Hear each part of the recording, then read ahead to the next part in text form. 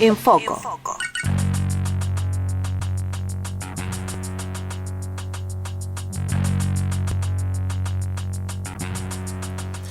El pasado martes 13 de junio se presentó en el Consejo Deliberante de Viedma el libro Mujeres y Política en Río Negro.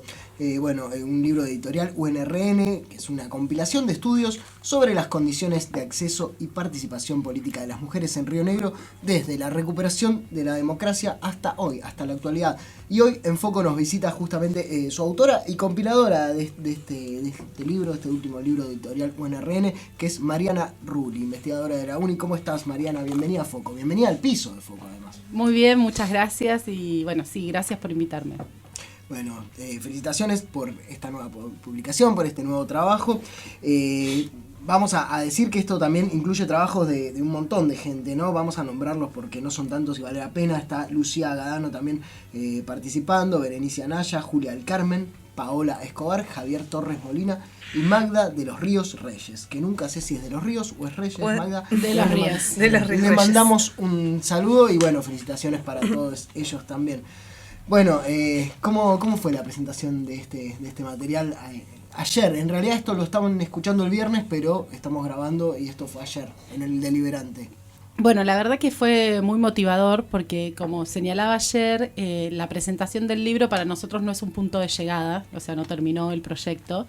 Si bien terminó la investigación, para nosotros es un punto de partida, ¿no? Lo que queremos con la llegada del libro y con la difusión del libro es que sea un punto de partida para discutir sobre estos temas en la provincia y que sea un insumo relevante, sobre todo para la incidencia y para transformar la realidad y las cuestiones que planteamos en el libro. Así que para nosotros fue muy estimulante la presencia de las personas que estaban allí. Había muchas concejalas, concejales, legisladores, legisladoras, así que para nosotros eso es muy, muy importante. Bien, eso en relación a la motivación de lo que motiva este trabajo, que era algo que te íbamos a preguntar, pero ¿cuál fue el proceso de investigación utilizado, ¿no?, para la realización del libro? Bueno, agradezco esa pregunta para poder contar un poco la cocina del proyecto de investigación, porque creo que es especialmente relevante.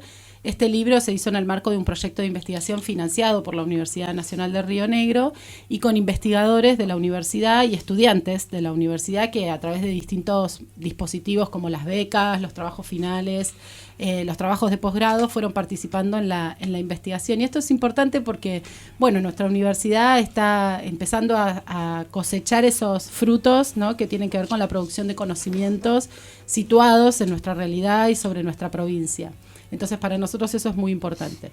Les decía, es un proyecto de investigación que empezó en el 2017 y, cuando lean el libro van a poder encontrar sistematización de mucha información que no estaba ordenada, que no se sabía ni siquiera dónde estaba. Nosotras tuvimos que salir a preguntar por las oficinas, por la legislatura, Casa de Gobierno, por el Consejo Deliberante, para saber dónde estaba esa información y ir casi artesanalmente reconstruyéndola, y nos llevó casi 3 años.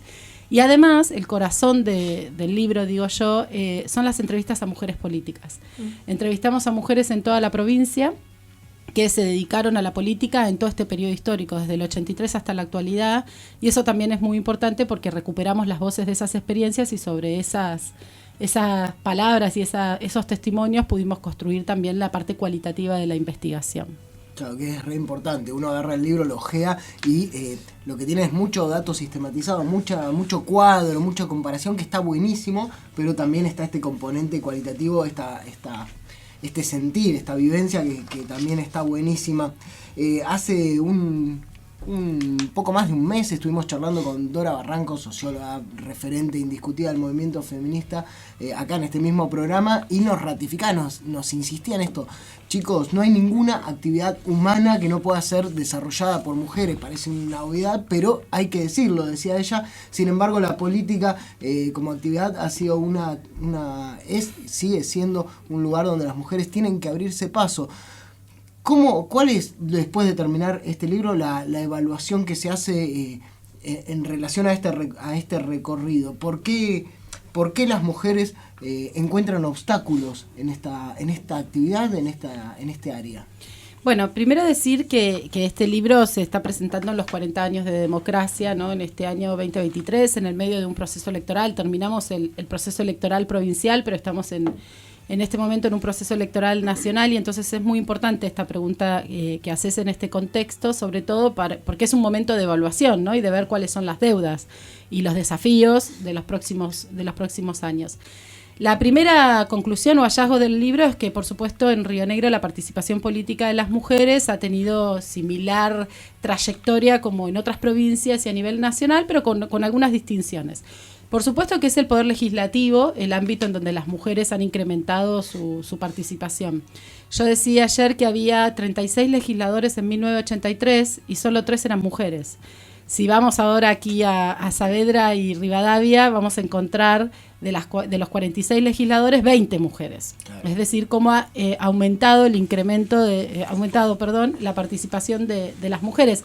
Y esto es gracias a la lucha del movimiento feminista y de las mujeres políticas que han logrado aprobar ciertas normas como la ley de cupo primero en el 93 y después lo que conocemos como la paridad, que en Río Negro fue en el 2002 y que fue pionera. Había solo 2 provincias en ese momento que tenían paridad, hoy ya hay 20 y a nivel nacional también tenemos la paridad. La paridad es una normativa que establece para los que no la paridad lo que establece es, en el caso de Río Negro, voy a mencionar, es que cuando los partidos políticos confeccionan las listas de candidatos y candidatas que van a después competir en las elecciones, debe estar esa lista compuesta de manera paritaria, es decir, el 50% de mujeres y el 50% de varones.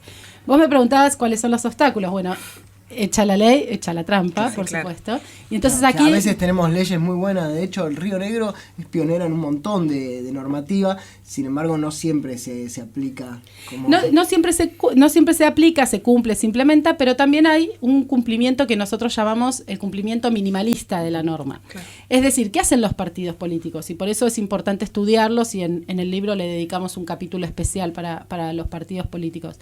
¿Qué hacen los partidos? Un cumplimiento minimalista. Ponen el 50% de las mujeres en la lista, por supuesto, pero no encabezamos las listas. Claro. Es decir, encabezan los varones. ¿Y cuál es el problema de esto? Que cuando ingresan efectivamente a la legislatura, los que resultan electos, ingresan más varones que mujeres, porque el sistema electoral de la provincia de Río Negro, por ejemplo, elige en los circuitos electorales 3 candidatos, o sea, 3 bancas, ¿sí? Claro.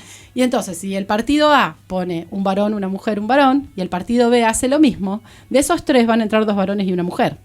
Entonces, hay algunas trampas y algunas cuestiones vinculadas a ese cumplimiento minimalista. Entonces, por eso una de las recomendaciones una de las recomendaciones de reforma que planteamos en el libro está vinculado a esto, ¿no? A reformar y que sea obligatorio que al menos señalándolo con énfasis, que en al menos 4 circuitos de la provincia tengan que encabezar obligatoriamente mujeres. Y esto no es una locura. Uh-huh. San Luis ya tiene una ley de este tipo, que tiene un articulado de este tipo. También hay en otros países que se ha hecho. Entonces, hay normativas y antecedentes que podemos tomar para mejorar algunos de estos tipos de obstáculos. Pero también hay otros obstáculos que no son formales, como los llamamos, sino que son obstáculos informales o invisibles o que son más difíciles de develar y que, por ejemplo, están vinculados a lo que la economía feminista ha señalado y ha denunciado, a la división injusta y desigual de los trabajos domésticos y de cuidados. Claro. Sabemos que la política y cuidar a las personas, a las infancias, a las personas mayores, personas con discapacidad, comparten algo en común, que es las 24 horas del día, los 7 días de la semana. No hay... Si no te podés tomar tranqui y decir, no, estas próximas 8 horas mejor no. No, exactamente. Y entonces eso provoca una desigualdad entre las mujeres y los varones que se dedican a la actividad política, y sobre eso trata también el libro. Sí, mira, justo me diste el pie porque te quería preguntar y traer de nuevo a Dora Barrancos en la entrevista que hicimos hace un par de semanas.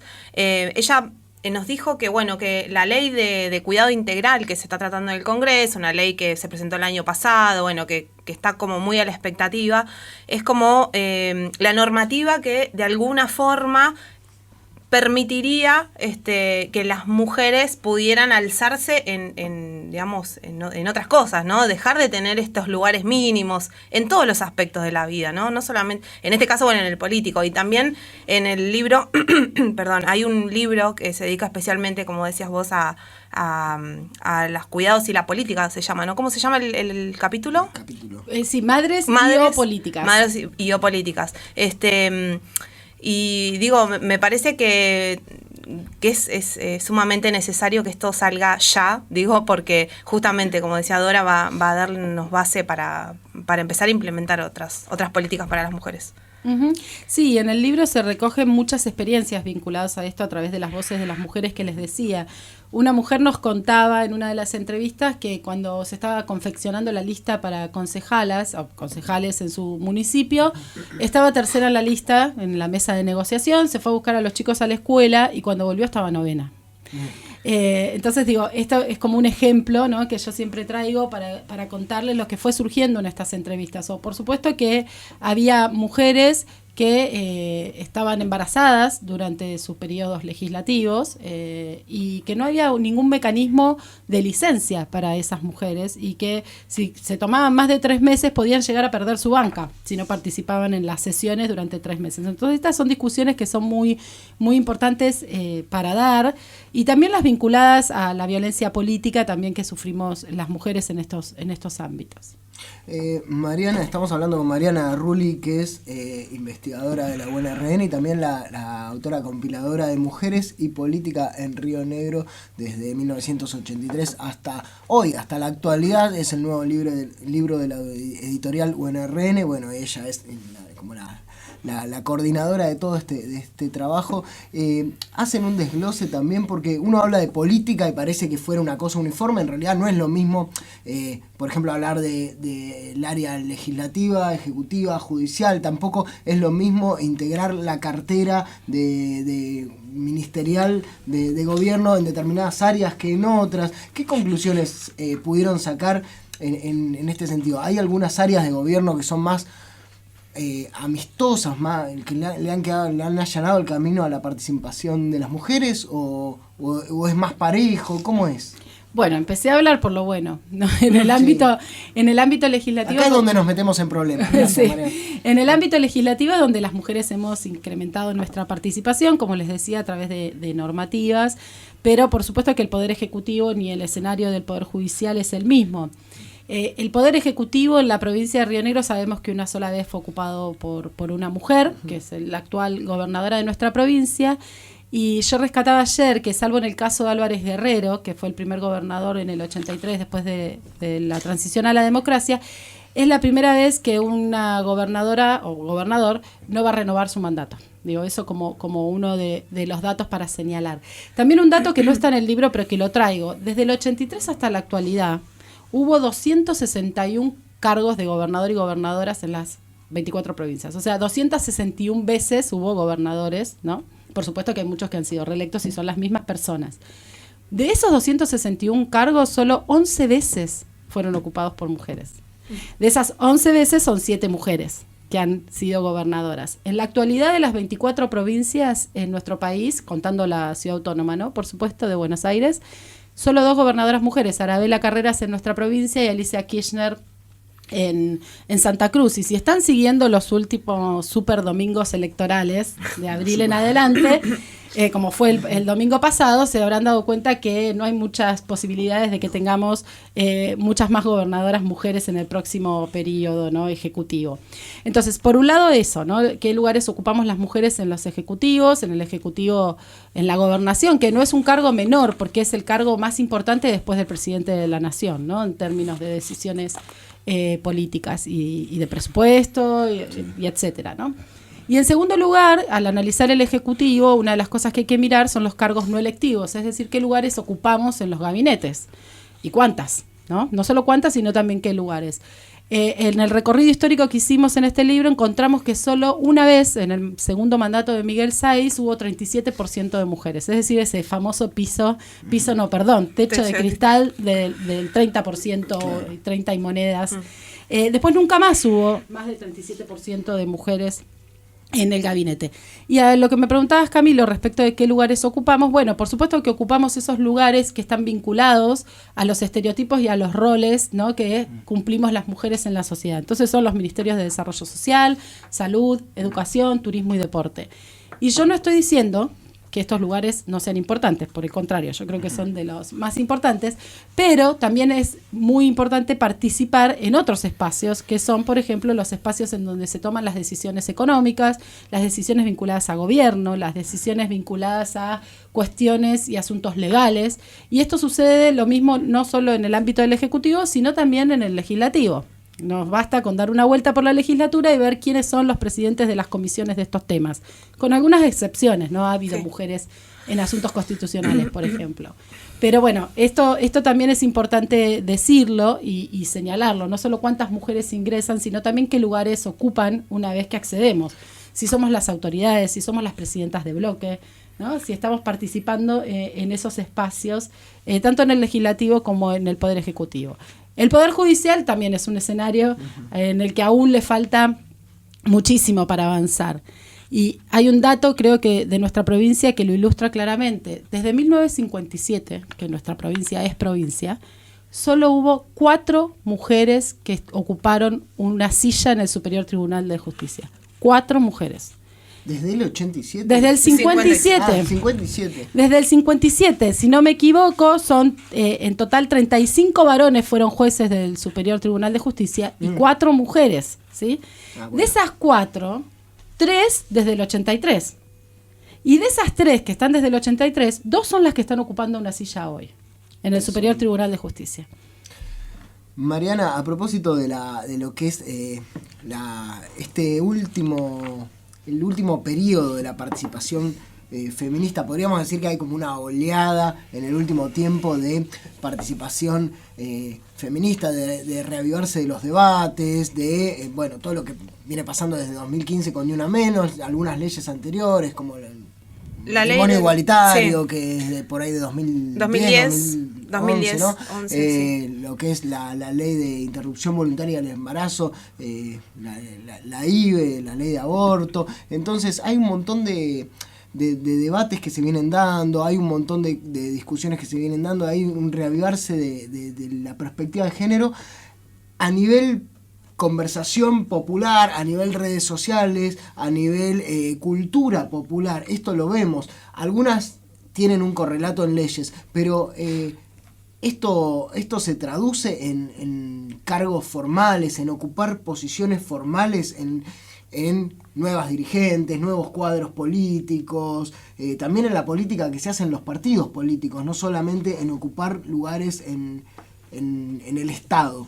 Uh-huh. Sí, es muy buena la pregunta y en realidad yo quisiera responderla planteando que sí, que es cierto que desde el 2015 en adelante se ha logrado masificar y visibilizar muchas de las demandas del movimiento feminista, pero también aprovecho para resaltar que asistimos a un momento y un contexto político y social, creo yo, muy complejo y muy difícil, porque es un momento en el que se han también, además de ese aumento en el debate, se han exacerbado los discursos de odio y la violencia política.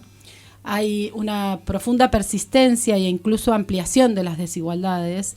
Hay también presentes en el debate y en las políticas públicas ajustes injustos e inconducentes desde mi punto de vista. Tiempos que han resurgido nuevas amenazas a estas demandas y sobre todo a los derechos humanos, especialmente de las mujeres y las personas LGTBI, así como amenazas a la seguridad humana y a la sostenibilidad de la vida. Entonces yo creo que es un momento en el que hay que alertar sobre estos discursos violentos y sobre todo que consideran, ¿no?, las demandas feministas como la ideología de género, como si fuera una ideología esta demanda por mayores derechos y mayor participación. Entonces creo que es una oportunidad en estos 40 años de democracia de ampliar esta discusión y sobre todo defender esas leyes que vos nombrabas recién y los avances que hemos logrado en estos últimos años, ¿no? A mí hay una frase que me gusta decir mucho de Florentina Gómez Miranda, que era una diputada en los años 80 que fue autora de la ley de divorcio, de que las mujeres pudiéramos usar nuestro apellido de soltera, de lo que se llamaba la pensión alimenticia en ese momento, de el reconocimiento de igualdad de los hijos fuera del matrimonio. Ella siempre decía que cuando una mujer ingresa a la política, cambia a la mujer, pero cuando muchas mujeres ingresan a la política, cambia la política. Entonces yo creo que eso es muy importante para para seguir avanzando, ¿no? y poder pelear por esta democracia paritaria para avanzar hacia una sociedad feminista. Y por supuesto seguir insistiendo en aquellas demandas que aún no han sido canalizadas. Y creo que los espacios son los partidos políticos, son la militancia en los barrios, son los movimientos sociales, es en el seno mismo del Estado en todos los niveles, no solo a nivel nacional, sino también a nivel provincial y a nivel local.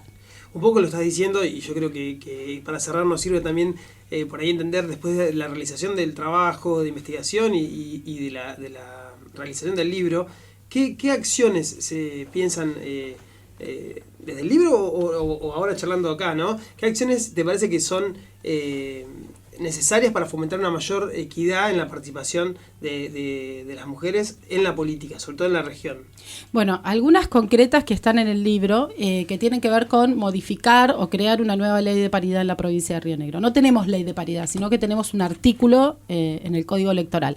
Nosotros planteamos modificar esa ley electoral y que o crear una ley de paridad que avance en todos los poderes, es decir, que no solo haya paridad en las listas para la legislatura, sino también en la fórmula para gobernador y gobernadora, que haya también para el Poder Judicial, que se avance también en los gabinetes paritarios, que se avance en esta reforma que mencionaba al principio respecto de los encabezamientos de las listas, quienes encabezan las listas. Y una novedad que apareció en el 2020 en Chile, cuando fue la elección para la Convención Constituyente en Chile, fue la paridad de resultado. ¿Y qué implica la paridad de resultado? Bueno, ¿Qué implica? ¿Qué implica? Implica, por un lado, tenemos la paridad en las listas, ¿no? Que ya lo tenemos. Y por el otro lado, con algunas cuestiones para mejorar, ¿no? Por el otro lado, la paridad de resultado, que es una vez que se distribuyen las bancas, ¿no? Una vez que termina el proceso electoral, si no se consigue una legislatura efectivamente paritaria, se puede hacer un corrimiento y cambiar a aquellos varones que fueron electos por una mujer. Y esto tiene este antecedente en la elección de la Convención Constitucional de Chile. Esto no está en el libro, porque el libro lo terminamos antes, pero aprovecho y lo digo. Y otra de las cuestiones creo que hay que mirar y que tampoco están en el libro, pero aprovecho la oportunidad, es vinculado al proceso de institucionalidad de género. ¿Qué es el proceso de institucionalidad de género? La creación de áreas en los distintos niveles del Estado que permitan llevar adelante políticas públicas con perspectiva feminista. Ustedes saben que desde 2019 en Argentina se produjo un proceso de jerarquización, ¿no? Tenemos el Ministerio de las Mujeres, Géneros y Diversidad desde el 2019 y lo mismo sucedió en muchas provincias. Y también aquí en la provincia de Río Negro se produjo un proceso de jerarquización, pero esto que hablábamos, la provincia de Río Negro siempre ha sido pionera, ha quedado un poco atrás desde mi punto de vista, ¿no? Hay en los últimos años respecto de estas cuestiones. Por ejemplo, Neuquén tiene Ministerio de las Mujeres, Córdoba también tiene ministerio, provincia de Buenos Aires. ¿Y por qué queremos un ministerio? Bueno, porque necesitamos la voluntad política necesaria para poder implementar políticas públicas desde una perspectiva transversal y feminista y necesitamos fondos, los recursos. Y claro, eso también no es lo mismo ser un ministerio que ser una secretaría, que ser una dirección. Exactamente, claro. Exactamente. Y lo planteamos lo mismo en todos los ámbitos. Aprovecho, estamos en la radio de la Universidad Nacional de Río Negro y también queremos áreas de género fortalecidas y con la voluntad política y los recursos necesarios para poder implementar esas políticas en las universidades, en los sindicatos y en todas las instituciones. Por el otro lado, señalar esto, las amenazas. Fíjense que en este proceso electoral de debate, ¿no? En este año de debate que nos permite el proceso electoral, nos encontramos muchas veces con discursos que plantean, por ejemplo, cerrar los ministerios de las mujeres, ¿no? Entonces digo, esto es muy importante para defenderlo. Y no solo esos discursos, sino también muchas veces se produce lo que llamamos como el lavado de rosa, ¿no? Implementar cierta institucionalidad de género para que supuestamente algo cambie y no cambie nada, ¿no? Entonces es instrumentalizar la perspectiva de género para digamos, hacer un lavado, ¿no? Un lavado rosa, como se dice, de estas cuestiones. Y no solo pensar en el ámbito estatal, sino también en otras instituciones. Las instituciones financieras internacionales, el Fondo Monetario Internacional concretamente, hace unos años crearon su propia estrategia de género, ¿no? Entonces han institucionalizado la estrategia de género dentro del Fondo Monetario Internacional, que sabemos que es una institución que da crédito a los estados y que después les exige ciertas condicionalidades para poder acceder a estos préstamos. Y estas condicionalidades ya está demostrado por la literatura de derechos humanos, la literatura feminista, que produce efectos perjudiciales sobre los derechos de las mujeres y de las disidencias. Entonces este también es un caso de instrumentalización de la perspectiva de género para seguir llevando adelante las mismas políticas que ya está demostrado que tienen efectos perjudiciales para los derechos humanos de toda la población y en términos desiguales para las mujeres y las disidencias. La que comparte estas ideas es Mariana Rulli, que es autora, compiladora de este libro, este último libro de editorial UNRN, que es Mujeres y Política en Río Negro. Apurate a conseguirlo porque casi no quedan. No quedan. ¿Dónde se pueden conseguir? Bueno, acá en Viedma, en la librería creo que Quijote, también en la editorial de la universidad, por supuesto, y también en otras librerías en las ciudades de la provincia, pero también el libro está disponible online, pueden acceder online a través de la página web de la editorial de la Universidad de Río Negro. Quedan muy pocos ya. Editorial.unrn.edu.ar, me la acordaba. Bien ahí, bueno, vamos llegando al final de este foco, te quedaste hasta el cierre del programa y no te diste cuenta, Mariana Rulli. Así que vamos saludando a nuestra audiencia. Bueno, acá estuvimos compartiendo algunas ideas, compartiendo el contenido central de este nuevo libro. Nos encantó tenerte acá en piso, no por teléfono, en piso. Nos encantó. ¿Nos dice qué? No, quería decir algo, una cosita, una pequeña cosa, pero que no por ser pequeña no es importante, sino que es de las más importantes. Como decías vos al principio, este libro está hecho somos 7 autoras y un autor en total, y ellos son investigadoras de la universidad o estudiantes, y quisiera nombrarlos. Una es Berenice Anaya, después está Magda de los Ríos Reyes, Javier Torres Molina, Paola Escobar, que nos ofrece en el libro su tesis de grado, con la cual se recibió de abogada en nuestra universidad, entonces eso también es muy importante. Julia del Carmen, quien les habla, y también Lucía Gadano, que quisiera hacer una mención especial porque Lucía falleció unas semanas antes de presentar el libro en la editorial, lamentablemente, y el libro va dedicado a ella. Muy bien, bueno, para todos ellos, bueno, un saludo bien grande a ustedes, audiencia, también volvemos a encontrarnos con este foco la semana que viene. Saludos a todos, entonces, hasta la próxima. Chau. Foco, un programa producido por la Red de Medios de la Universidad Nacional de Río Negro.